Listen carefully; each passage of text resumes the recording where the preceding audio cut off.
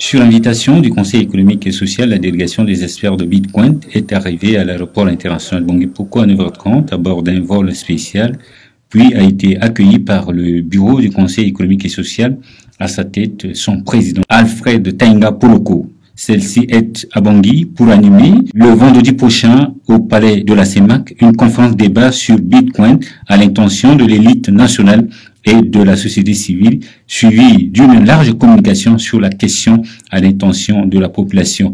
Le chef de mission. Avec la délégation qui m'accompagne, dont il y a 6 ou 7 spécialistes du Bitcoin, c'est pas seulement français.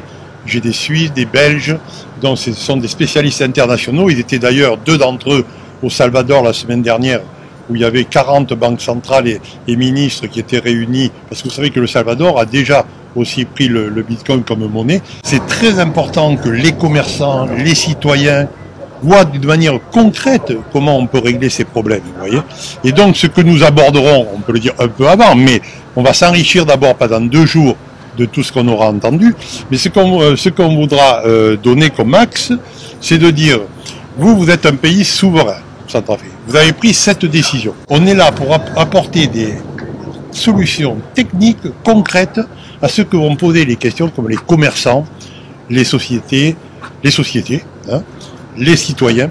Et donc on va essayer, et on verra petit à petit, c'est pas en 3 jours qu'on va résoudre tous les problèmes, mais on va faire dans 3 ou 4 directions. La première, c'est les wallets, ce qu'on appelle les wallets, c'est-à-dire en fait des portefeuilles en français, mais en Bitcoin. Et qu'on va installer auprès d'une quinzaine de commerçants pour leur faire voir que c'est finalement assez facile d'avoir des wallets en Bitcoin et comment on peut les échanger ici ou là. Ensuite, on pourra voir aussi comment on peut miner, parce que pour faire du Bitcoin, il faut le miner et même du green mining pour que ça ne consomme pas trop d'énergie. On a des solutions aussi pour attirer la finance internationale à travers ce minage et qui après pourra faire créer des infrastructures ici au pays.